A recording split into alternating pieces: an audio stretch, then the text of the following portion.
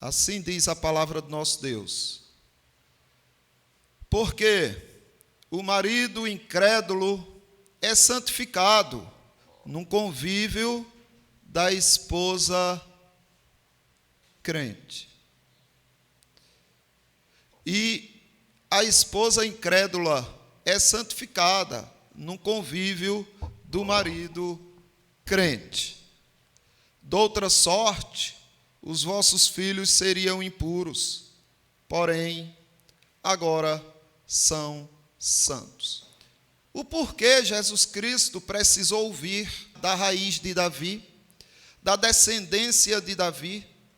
Porque o Deus eterno não trouxe Jesus Cristo a este mundo por qualquer outro povo?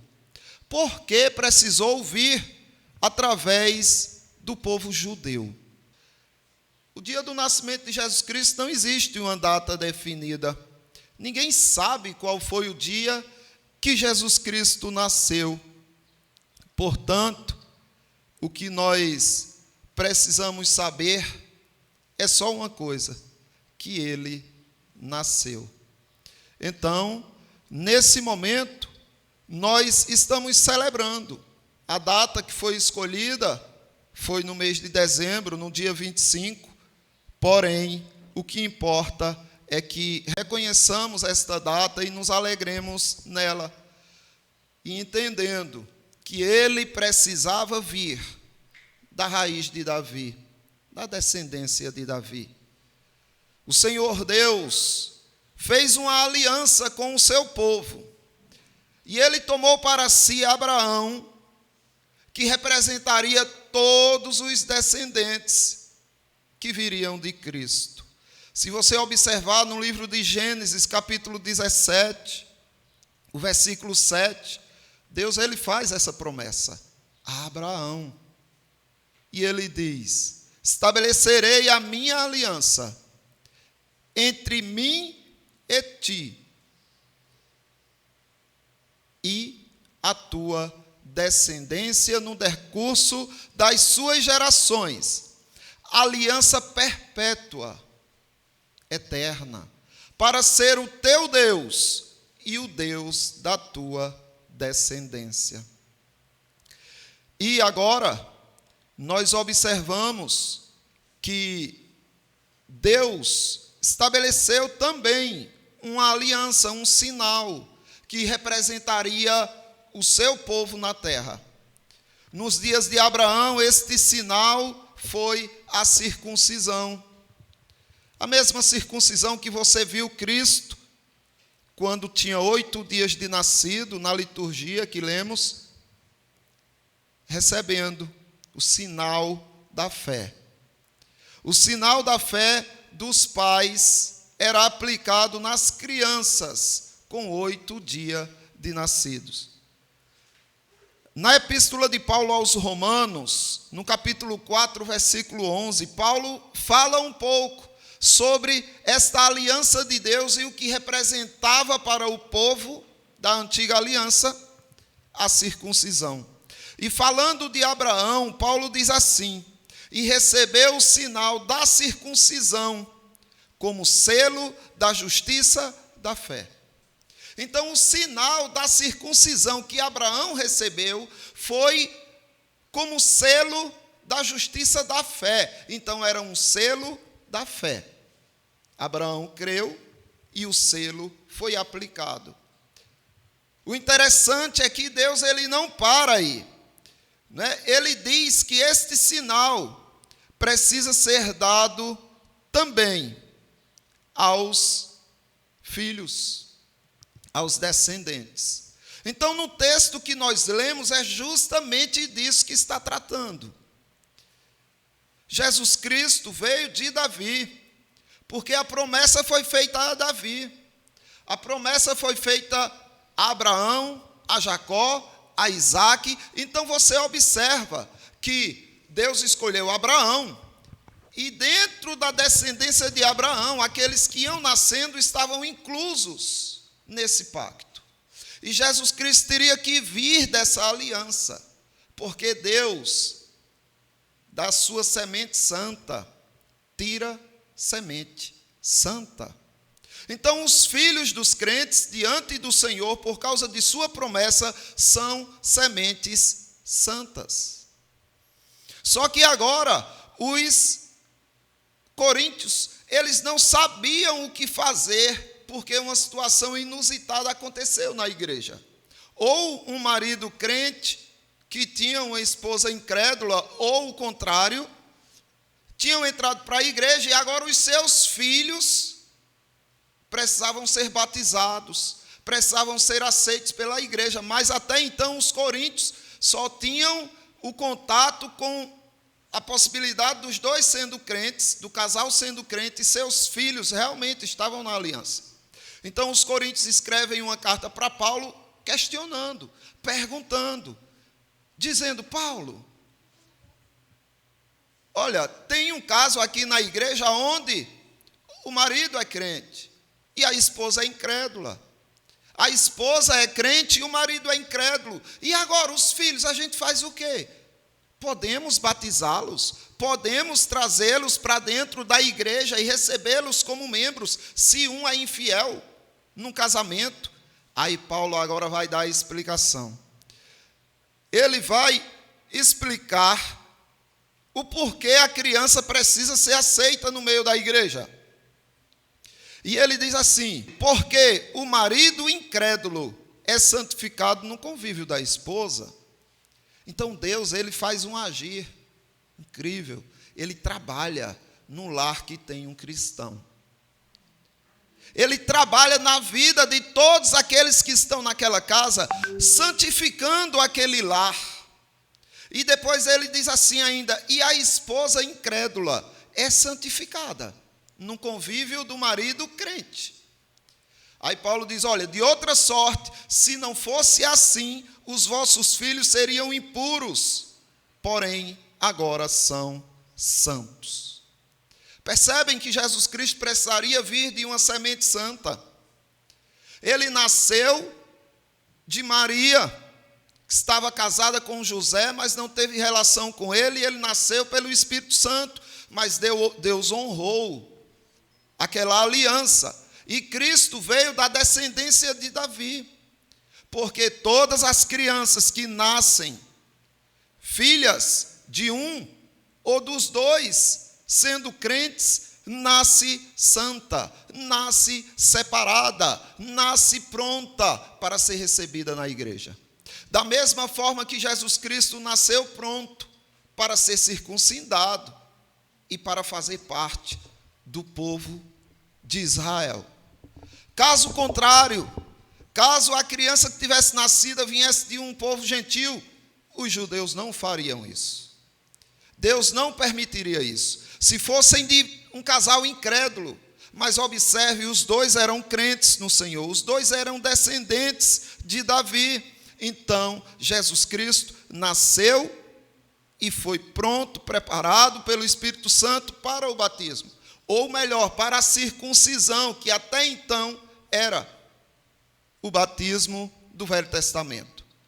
Agora, a circuncisão tomou outra característica, outro ato, o ato da água.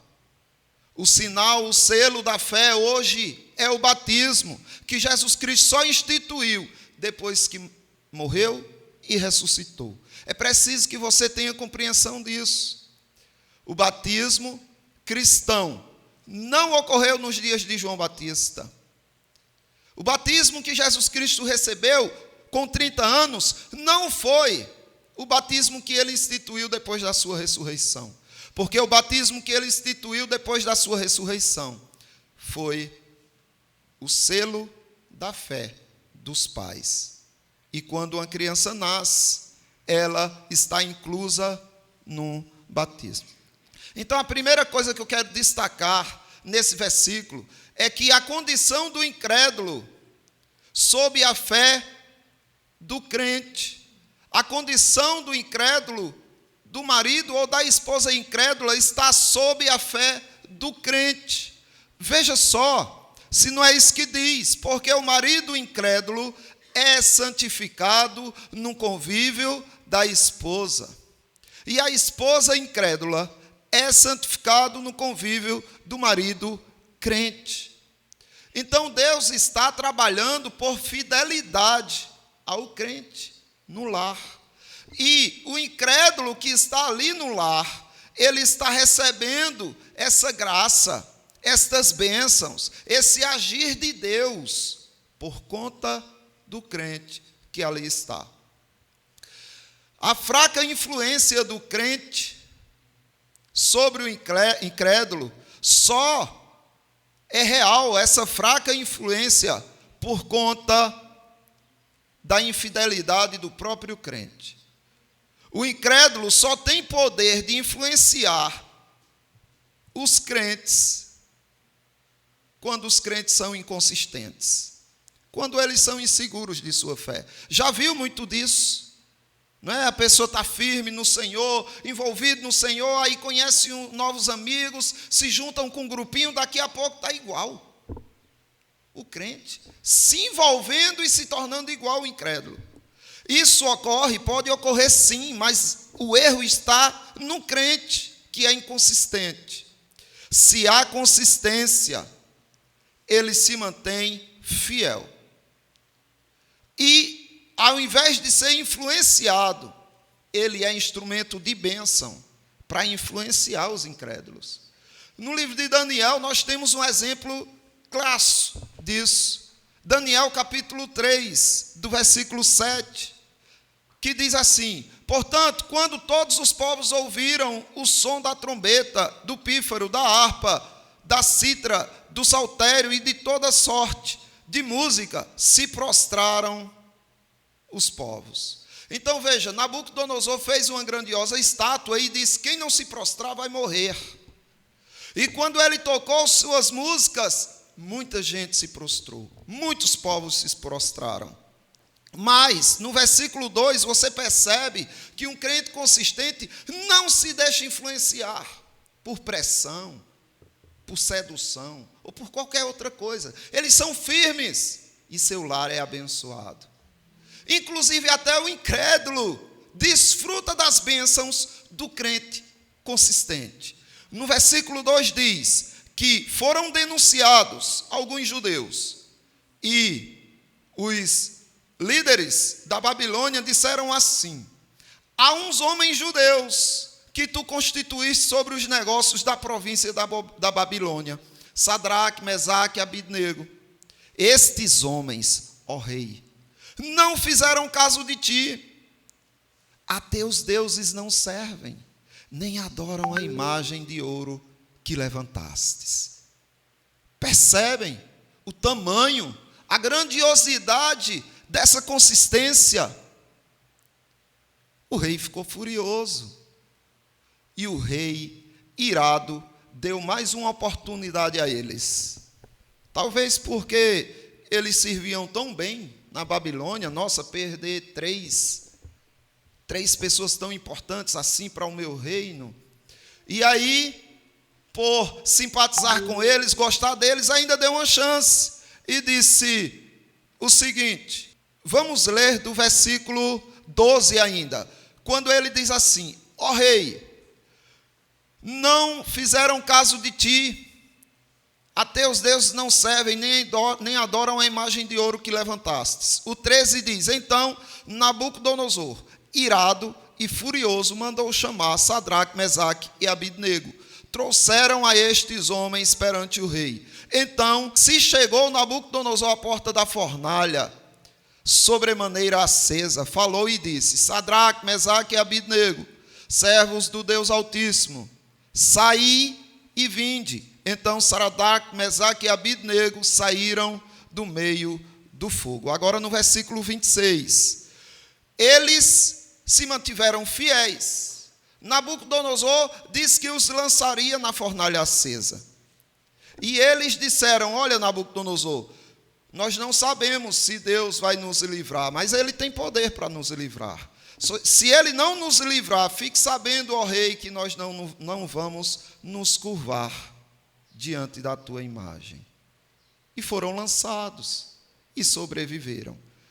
Mas a consistência desses crentes abençoou de certa maneira, Nabucodonosor e o reino da Babilônia. Observe que não foi Nabucodonosor que impôs uma influência sobre eles, mas eles impuseram uma influência sobre Nabucodonosor, a ponto de Nabucodonosor dizer o seguinte, no versículo 28. Bendito seja o Deus de Sadraque, Mesaque e Abidnego, que enviou o seu anjo e livrou os seus servos, que confiavam nele, pois não quiseram cumprir a palavra do rei. Preferiram entregar o seu corpo a servirem e adorarem a qualquer outro Deus, senão o seu Deus. Portanto, faço um decreto pelo qual todo o povo, nação e língua que disser blasfêmias contra o Deus de Sadraque, Mesaque e Abidnego seja despedaçados, e as suas casas sejam feitas em montouro, porque não há outro Deus que possa livrar como este.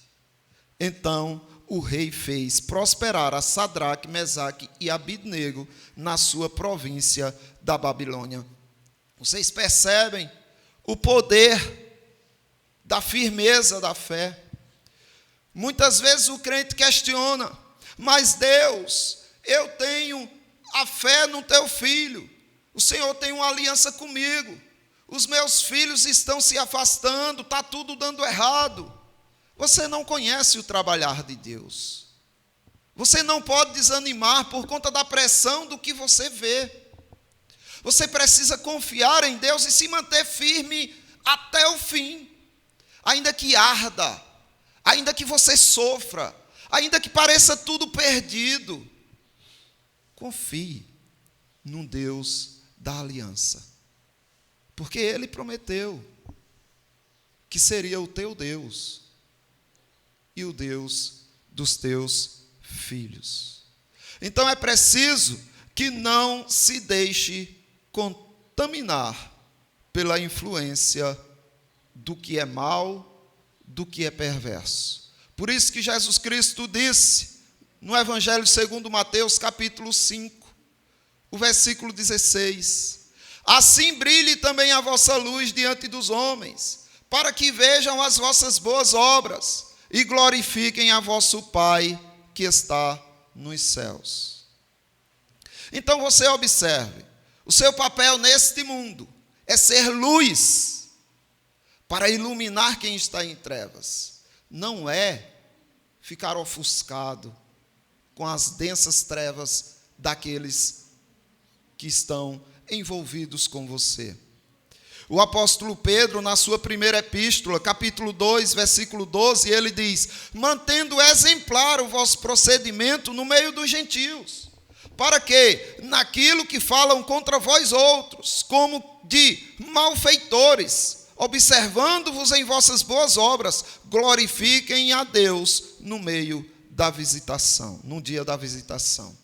Então, o que Deus quer de você, crente, é que você seja fiel, se mantenha firme, consistente em sua fé, para que os outros se influenciem por você.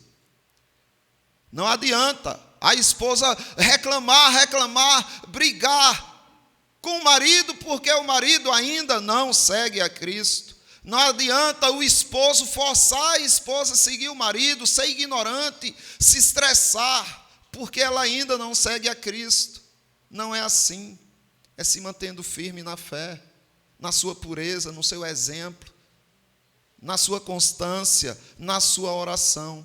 Mas a segunda coisa que eu quero que você veja é a condição do incrédulo sob a incredulidade. Porque o marido não é santificado para ser salvo. Não. O marido está recebendo o trabalhar de Deus para que a esposa e os seus filhos que creem se mantenham firmes no Senhor, na aliança do Senhor. Ou o contrário, a esposa incrédula não é santificada pelo marido crente para ser salva. Não, é porque Deus tem uma aliança com o crente e quer preservar aquele lar, na sua aliança. Mas existe a condição do incrédulo, sob a incredulidade. Veja o que diz a continuação do nosso texto. Doutra sorte, os vossos filhos seriam impuros. Então, para Deus, o incrédulo é o impuro. Este é o fato. Não tem como negarmos. E por mais que isso seja um incômodo, é Deus que está dizendo. Se é um incrédulo que tem filhos, se os dois são incrédulos, eles são impuros. E por serem impuros, geram filhos impuros. É o que Deus está dizendo. De outra sorte, os seus filhos seriam impuros. Então, Deus não tem aliança com o incrédulo. E agora, nós vemos o apóstolo Paulo escrevendo aos Tessalonicenses, capítulo 4, versículo 7, na sua primeira epístola, e dizendo: porquanto Deus não nos chamou para a impureza, e sim para santificação. É nisto, meus irmãos, que nós precisamos nos apoiar. Priorizar as promessas de Deus e não o que o mundo oferece. Foi priorizando o que o mundo oferece que Esaú, que também fazia parte da aliança, por ser filho de Isaque, ele era impuro e Jacó puro. E Jacó santo por conta da aliança. Os dois nasceram na aliança, mas quando um cresceu, escolheu um caminho contrário daquilo que o seu pai seguia.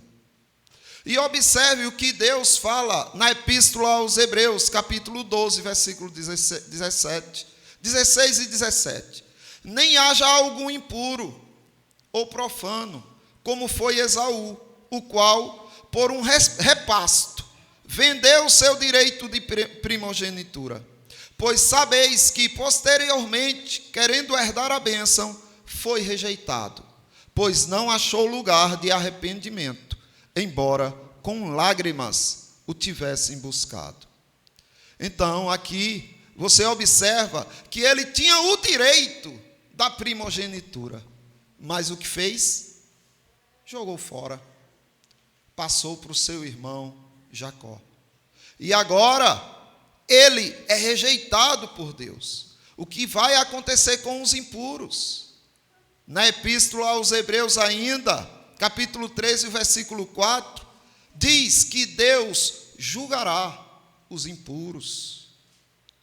Aos Efésios, capítulo 5, versículo 5, na sua epístola, Paulo diz: sabeis, pois, isto, nenhum incontinente, ou impuro, ou avarento, ou idólatra, tem herança no reino de Cristo e de Deus. Então eles estão fora, porque estão fora da aliança. Mas o crente está na aliança do Senhor. Porém, não só o crente, sua descendência, sua semente. Deus estendeu a aliança. Deus não era obrigado a fazer uma aliança com você, crente. Não era.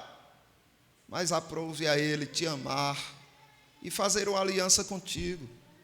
Então, nenhum pai tem o direito de dizer a meu filho: eu não batizo, meu filho não pertence ainda à igreja, ele que vai escolher quando crescer. Nenhum pai tem direito de dizer isso, nenhuma mãe. Sabe por quê? Porque quem fez a promessa foi Deus. E o mesmo Deus que disse: eu serei o teu Deus, foi o Deus que disse: e serei o Deus dos teus filhos. Percebem, irmãos, que é grave você restringir a graça de Deus, o amor de Deus, o alcance de Deus. O que é que vai acontecer com os impuros? Vão ficar de fora. Apocalipse, capítulo 22, versículo 15. João escreve nesta epístola dizendo: fora ficam os cães, os feiticeiros, os impuros. Então, o que Deus quer de você? Deus quer de você que você, por ser crente, se mantenha puro. Como ele diz na sua segunda epístola aos Coríntios, capítulo 6, o versículo 17. Por isso, retirai-vos do meio deles. Separai-vos, diz o Senhor, não toqueis coisas impuras, e eu vos receberei. Isso é o nosso Deus. A sua parte é se manter puro. A sua parte é se manter firme nas promessas do Senhor. E entendendo que os vossos filhos, por causa da aliança, são santos. E a terceira coisa, e última, que eu quero que você considere, é a condição do descendente do crente, sob a incredulidade do descrente, porém agora são santos. Mas como são santos? Se o pai que não é crente pode levar a criança para coisas perversas, a mãe que não é crente pode ensinar coisas contrárias à palavra de Deus, como Deus está dizendo que o filho do crente é santo, se o infiel pode corromper tudo o que o fiel está fazendo? Entenda que a fé triunfa sobre a incredulidade. Por isso que o apóstolo Paulo, escrevendo aos Romanos na sua epístola, ele diz, capítulo 12, versículo 21, não te deixes vencer do mal, não, mas vence o mal com o bem. Percebe que o bem tem mais poder que o mal. E quando isso não acontece, é porque faltou resistência, faltou consistência. O apóstolo Pedro, na sua primeira epístola, capítulo 3, versículo 1, ele também diz, mulheres, sede vós igualmente submissas ao vosso próprio marido, para que ele, se ainda não obedece à palavra, seja ganho, sem palavra alguma, por meio do procedimento de sua esposa. É assim que Deus santifica o lar, com a esposa paciente, com a esposa temente a Deus, com a esposa submissa ao marido. É assim que Deus santifica o lar, quando a esposa é incrédula, com o marido que ama a esposa, que não desiste dela, que luta por ela, que protege ela, que dá segurança a ela, que é paciente com ela. É assim que o lar é santificado, com a fidelidade do crente, meus irmãos. E em Provérbios, capítulo 22, versículo 6, você vê a instrução do Senhor, para que não aconteça com seu filho o que aconteceu com Esaú. Ensina a criança no caminho em que deve andar, e, ainda quando for velho, não se desviará dele. Porque a palavra é mais poderosa. A fé triunfa sobre a incredulidade. A justiça triunfa sobre a injustiça. O que crê está sendo agraciado com a sua casa. Deus está derramando sua bênção sobre a casa por conta do crente. Observe o que diz no livro de Atos, capítulo 16, do versículo 30. Depois, trazendo-os para fora, disse, senhores, que devo fazer para que seja salvo? Responderam-lhe, crê no Senhor Jesus, e serás salvo, tu e a tua casa. Olha o poder da fé. Olha o triunfo da fé. É a palavra, não o pregador ou o que crê, mas é a palavra de Deus. Pedro entrou na casa de um homem incircunciso, de um homem que não era judeu. Quando Pedro subiu a Jerusalém, os que eram da circuncisão o arguíram, dizendo, entrastes em casa de homens incircuncisos e comestes com eles, com os impuros. E ele nos contou como vira o anjo em pé, agora no versículo 13, em sua casa, e que lhes dissera, envia a Jope e manda chamar Simão, por sobrenome Pedro, o qual te dirá palavras mediante as quais serás salvo, tu e toda a tua casa. Você percebe o poder da palavra? O que o Senhor está dizendo aqui é que a palavra mudaria todo aquele lar, mas tem que ser a palavra proclamada e a palavra vivida. Não só o crente, mas a sua casa é agraciada por causa da fé em Cristo. Uma mulher chamada Lídia, você vê isso em Atos capítulo 16, o versículo 14. Uma mulher chamada Lídia, da cidade de Tiatira, vendedora de púrpura, temente a Deus, nos escutava. O Senhor lhe abriu o coração para entender as coisas que Paulo dizia. Então Deus abriu o coração de Lídia para entender a palavra. Depois de ser batizada, ela e toda a sua casa. Ela e toda a sua casa foi batizada. Deus abriu o coração de Lídia, mas suas crianças precisaram ser batizadas. Daí a pouco você também vê, respondeu-lhe Pedro: arrependei-vos, e cada um de vós seja batizado em nome de Jesus Cristo para a remissão dos vossos pecados, e recebereis o dom do Espírito Santo. Capítulo 2, agora do 39. Pois para vós outros é a promessa. Então observe a promessa da aliança de Deus. É para você que crê. E para vossos filhos.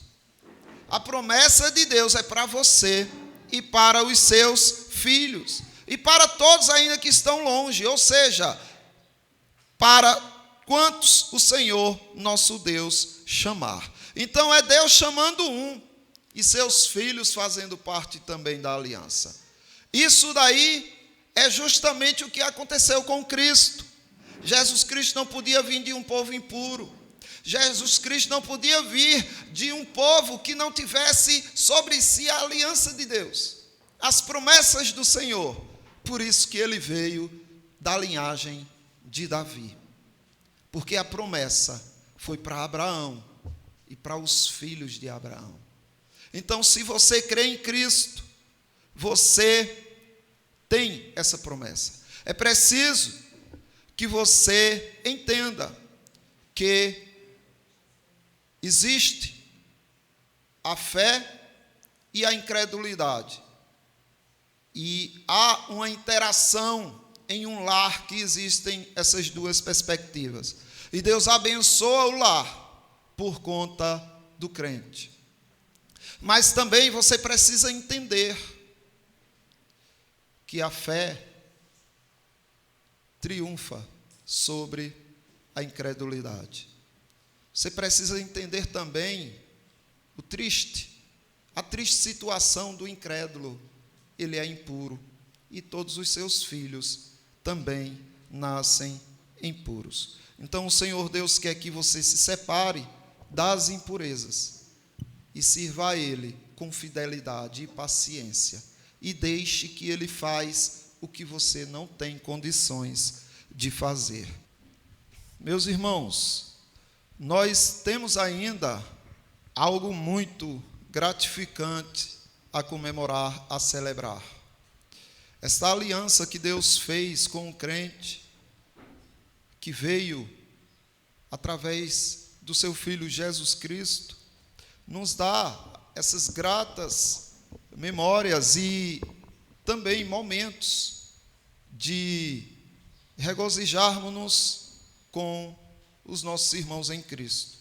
Então eu queria que viesse aqui à frente a minha querida irmã Josileide Gonçalves de Melo Vasconcelos e também a minha querida irmã Josileide Juliane de Melo Vasconcelos de Novaes, com suas crianças, com Lucas, com Samuel e com Florzinha. Meus irmãos, este é o momento onde nós estamos recebendo estes amados irmãos, membros, que se farão presentes agora entre nós. A irmã Juliane, a irmã Josileide como membros comungantes. Teremos também como membros menores Lucas e Samuel. E hoje receberemos como membro menor também Ana Flor Vasconcelos de Novaes. Ela, né? Olha ela fazendo assim, sou eu. Nesse momento, nós vamos orar pelo recebimento desses membros que não vão ser batizados porque já são batizados. Inclusive, Juliane e Josileide foram batizadas na nossa igreja pelo pastor Renato. Há muitos anos atrás. Juliane era ainda criança e nós estamos recebendo de volta esses irmãos, com a graça do nosso Deus. Então não precisarão fazer profissão de fé porque já fizeram. Não precisarão ser batizados porque já são. Mas Ana Flor Vasconcelos de Novaes ainda precisa ser batizada. Então eu peço que os irmãos se ponham de pé, aqueles que puderem. Vamos orar pelo recebimento destes membros nesse momento. E depois de oficializado como membros da igreja, Juliane vai poder apresentar a sua filhinha ao batismo. Oremos, irmãos. Senhor Deus, Pai soberano e gracioso, o Senhor Deus nos alegra o coração neste momento, alegra o coração destes membros, destas ovelhas que o Senhor trouxe para nós, alegra o coração de todos que aqui estão, porque o Senhor está renovando o teu povo, está fortalecendo o teu povo, está unindo o teu povo. Pai, eu te suplico que não falhemos com estas irmãs, com estes pequeninos irmãos, que o nosso amor possa ser constante, que venhamos a tolerar as suas falhas, corrigir com amor e carinho. E suplicamos também, Pai amado, que eles sejam pacientes com nossas falhas, que eles possam nos tolerar e também nos corrigir quando errarmos com paciência e amor. Recebemos esses irmãos com muita alegria no coração, Pai. E prometemos, Pai, estaremos com eles nos tempos bons e nos tempos maus. E que o Senhor esteja com todos nós. Só assim será possível viver em comunhão e fortes na Tua palavra. Assim te suplicamos em nome de Jesus Cristo. Amém, Senhor. Amém, meus amores, podem sentar. Eu vou pedir que Juliane ainda se mantenha aqui conosco. Eu farei algumas perguntas e você confirme se assim vê que é de acordo com a sua fé.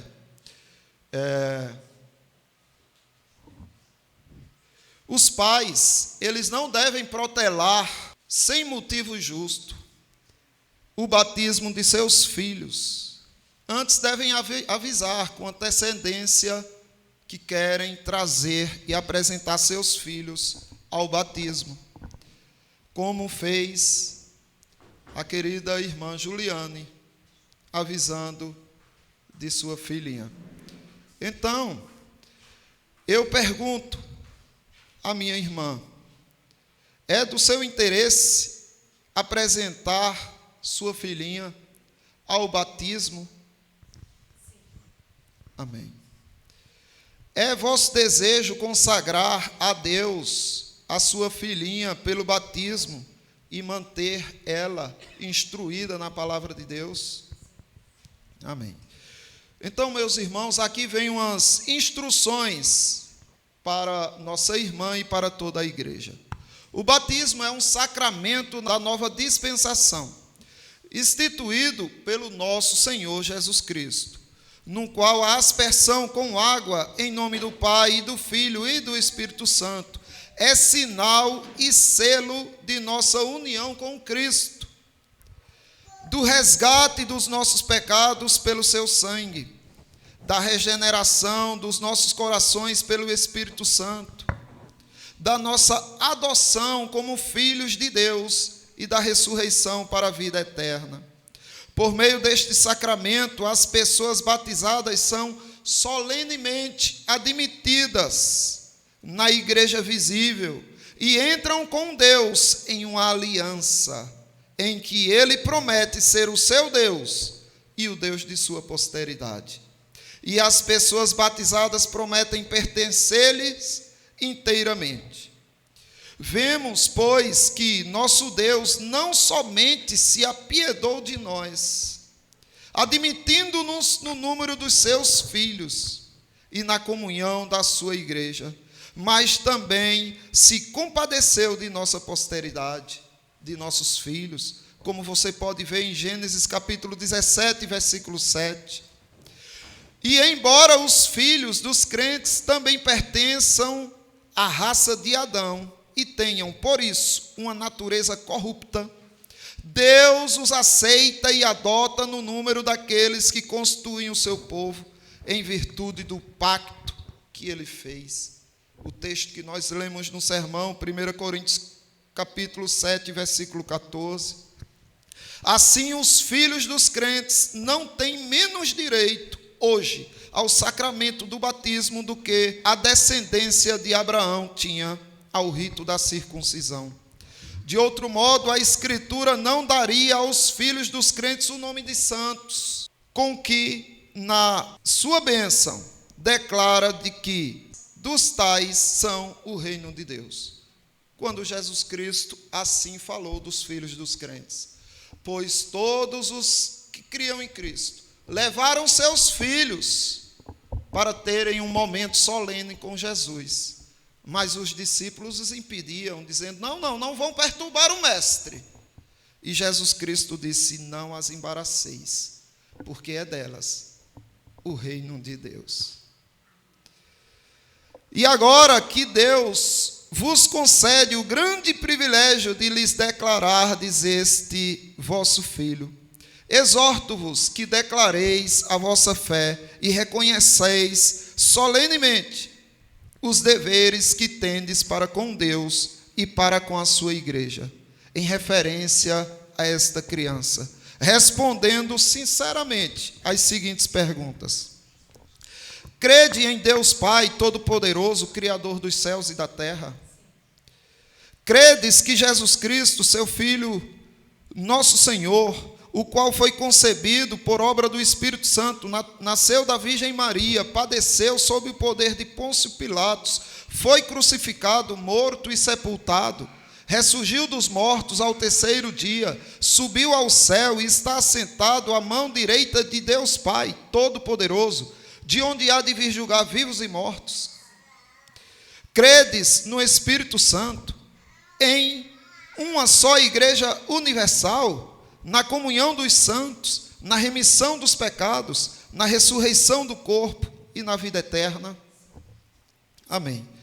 Ainda continuo com algumas perguntas e não precisa se preocupar com Ana Flor cantando ao Senhor aí, pode deixar ela à vontade. Prometeis, que sorriso lindo, prometeis que se o Senhor Deus for servido, conservar em vida a vida desta vossa filha, até a idade da razão, a vez de instruí-la na crença seguida pelo povo de Deus, como vem ensinando nas Sagradas Escrituras. Prometeis ensinar-lhes a ler, para que venha a ler por si mesma as Santas Escrituras, orar com ela e por ela, servir-lhe vós mesmos de bons exemplos de piedade e religião, e esforçar-vos por todos os meios designados por Deus para criá-la na disciplina e na correção do Senhor. Prometeis ler com ela a Bíblia e trazê-la à igreja assiduamente, ensiná-la desde a mais tenra idade a respeitar o culto divino e a participar dele. Amém. Então, neste momento, nós vamos orar ao nosso Deus, E eu peço que vocês curvem as suas frontes e vamos orar ao Senhor por este momento. Louvemos e bendizemos o teu nome, ó Deus, pela promessa que nos fazes de seres o nosso Deus e o Deus dos nossos filhos. E agora te pedimos que confirmes a tua promessa em referência à tua criança, que aqui te é apresentada. Nós a dedicamos e oferecemos a ti, pedindo-te que recebas debaixo da tua proteção e sejas o seu Deus e Salvador. Regenera e santifica pelo teu Espírito Santo. E faze que, quando ela chegar ao uso da razão, te reconheça e adore como o seu único e verdadeiro Deus, Salvador. E te glorifique por todos os dias de sua vida. Incorpora na comunhão do nosso Senhor Jesus Cristo, a fim de que tenham parte em todos os benefícios de sua morte, ressurreição e intercessão. Como membro de seu corpo, serve-te dar a tua bênção para acompanhar o sacramento do batismo, que lhe vai ser ministrado em teu nome, por amor de Cristo Jesus. Então, meus irmãos, nesse momento muito importante, nós vamos ver Florzinha sendo inclusa na igreja através do selo da aliança de Deus pelo batismo. Ana Flor, eu te batizo em nome do Pai, do Filho e do Espírito Santo. Amém. Recebam a bênção. Que o Deus e eterno e soberano Pai da aliança, que o Espírito Santo, consolador e abençoador, que o Senhor Jesus Cristo, com sua paz, que excede todo o entendimento, esteja sobre todos vós, sobre todos os vossos filhos, sobre todo o seu lar, sobre todo o povo de Deus espalhado pela terra, agora e sempre. Amém.